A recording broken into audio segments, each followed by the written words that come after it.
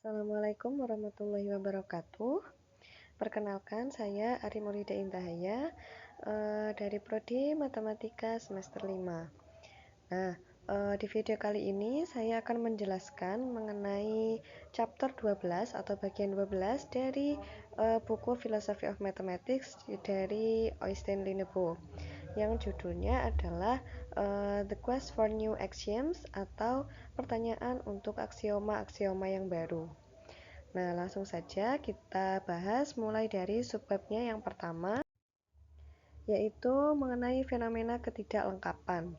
Nah, jadi bab ini tuh membahas fenomena ketidaklengkapan dalam matematika yang berfokus pada hipotesis kontinuum Cantor atau disingkat dengan CH. Jadi, CH ini menyatakan bahwa nggak ada kardinal yang berada di antara kardinal bilangan asli dan bilangan real. Nah, tetapi Gödel ini membuktikan bahwa pada tahun 1939 bahwa CH konsisten dengan teori himpunan standar ZFC. Nah, ZFC sendiri ini adalah teori himpunan Zermelo-Fraenkel dengan aksioma pilihan. Nah, jadi tadi Gödel membuktikan bahwa tahun 1939 bahwa CH konsisten dengan teori himpunan standar ZFC asalkan ZFC ini konsisten. Nah, sementara itu, Paul Cohen pada tahun 1963 membuktikan bahwa negasi CH juga konsisten dengan ZFC atau teori himpunan Zermelo dengan aksioma pilihan tadi. Nah, dengan demikian, ZFC ini tidak dapat menentukan kebenaran dari hipotesisnya Cantor, baik untuk mendukung atau menolaknya, sehingga fenomena ini mengilustrasikan adanya pertanyaan matematika yang tidak dapat dijawab dalam kerangka teori yang ada. Nah, respon terhadap independensi CH ini terbagi menjadi dua pandangan filosofis, yaitu yang pertama adalah pandangan anti-realis, seperti yang diutarakan oleh Wevermann, yang menganggap bahwa CH ini sebagai konsep yang terlalu kabur dan tidak dapat dipastikan kebenarannya.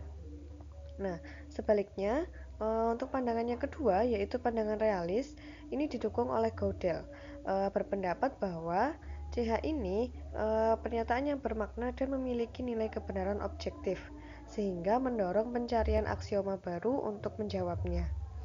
Jadi, diskusi ini mencerminkan pentingnya menentukan batas objektivitas dalam matematika dan dampaknya terhadap praktik matematis. Nah, di subbab yang selanjutnya atau yang kedua, yaitu mengenai intuisi dan bukti intrinsik untuk aksioma. Nah, di sini membahas pandangan Gödel, yaitu tentang intuisi matematis dan bukti intrinsik untuk aksioma baru. Jadi Gödel ini percaya bahwa intuisi matematis itu memungkinkan kita memahami kebenaran konsep himpunan secara mendalam, sebagaimana bisa dilihat dari cara aksioma ZFC, yaitu memaksa diri mereka sendiri untuk diterima sebagai benar. Jadi, Gödel berharap analisis lebih lanjut dari konsep iteratif himpunan dapat menghasilkan bukti intrinsik untuk aksioma baru, seperti aksioma bilangan kardinal besar yang memperluas hierarki kumulatif himpunan.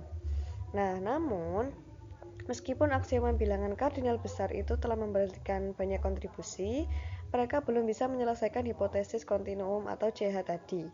Sehingga CH itu tampaknya independen dari semua perluasan ZFC yang didasarkan pada aksioma ini.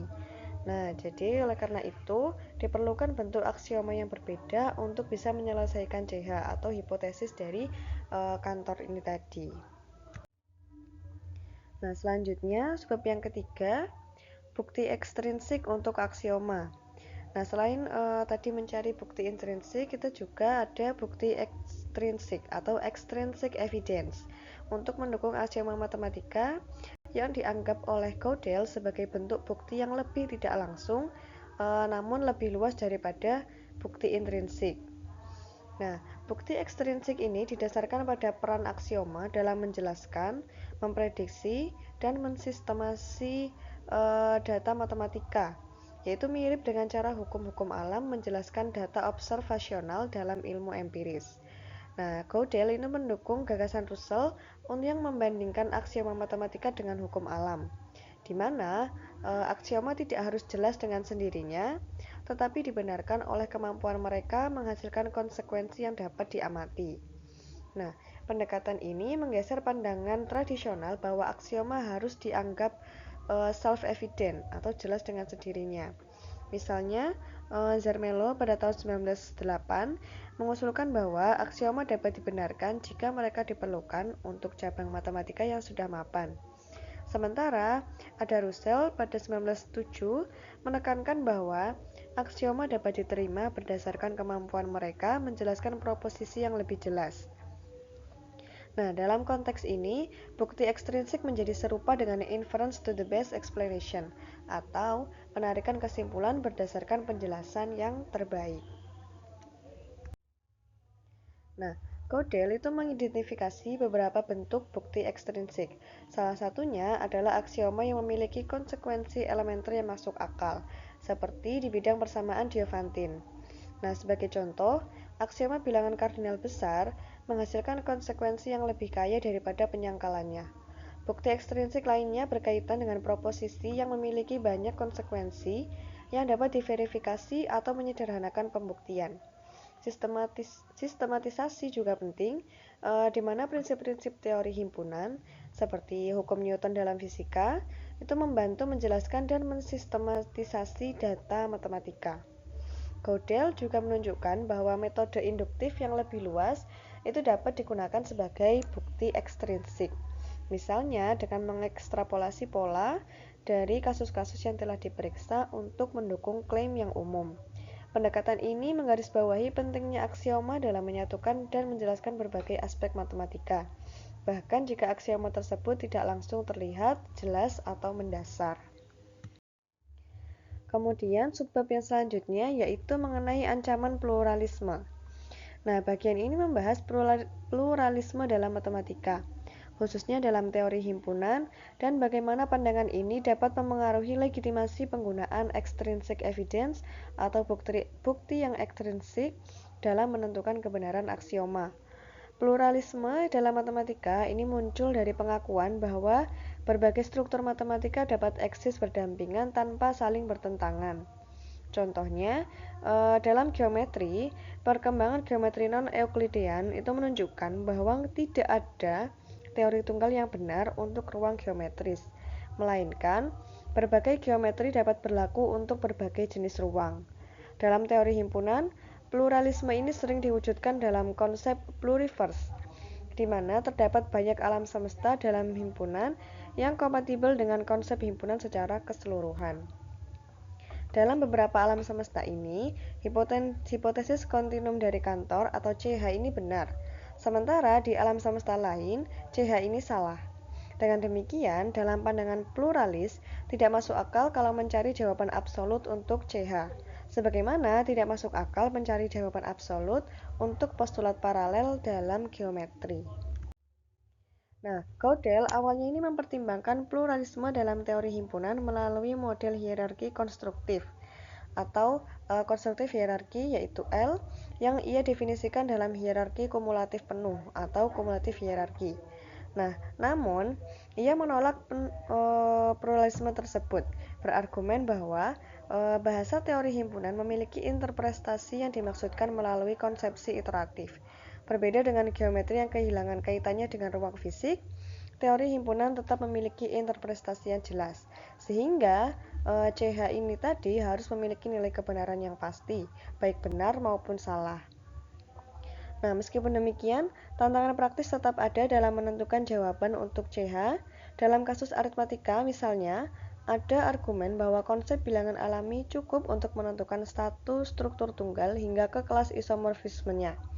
Namun, dalam teori himpunan, walaupun konsepsi iteratif mungkin menentukan suatu realitas yang tertentu dengan baik, realitas ini tidak secara langsung memberikan panduan praktis untuk menyelesaikan CH, sehingga pencarian jawaban tetap menjadi tugas yang kompleks.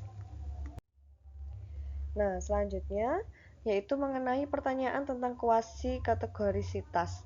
Nah, bagian ini membahas teorema kuasi kategoricity Zermelo pada 1930 dalam konteks teori himpunan dan hubungannya dengan hipotesis kontinuum dari Cantor atau CH.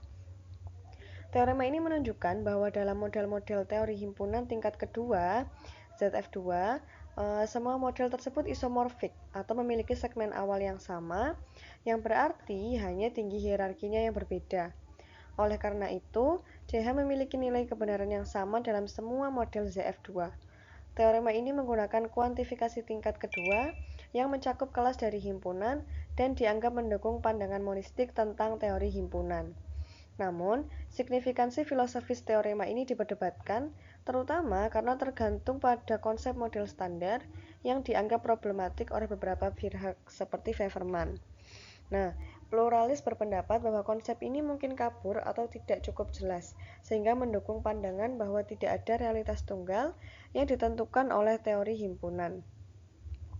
Pandangan pluralis ini menimbulkan pertanyaan, apakah penggunaan extrinsic evidence atau bukti ekstrinsik ini sah untuk menentukan properti alam semesta himpunan yang dianggap benar? Nah, perdebatan ini memunculkan dilema antara monisme dan pluralisme. Monisme membutuhkan pembelaan terhadap asumsi kontroversial yang mendasari argumen quasi-categoricity, sementara pluralisme mengharuskan kita skeptis terhadap klaim-klaim berbasis extrinsic evidence. Meski demikian, baik monisme maupun pluralisme sepakat bahwa ada banyak struktur matematika bernilai eksplorasi, termasuk dalam karakteristik teori himpunan.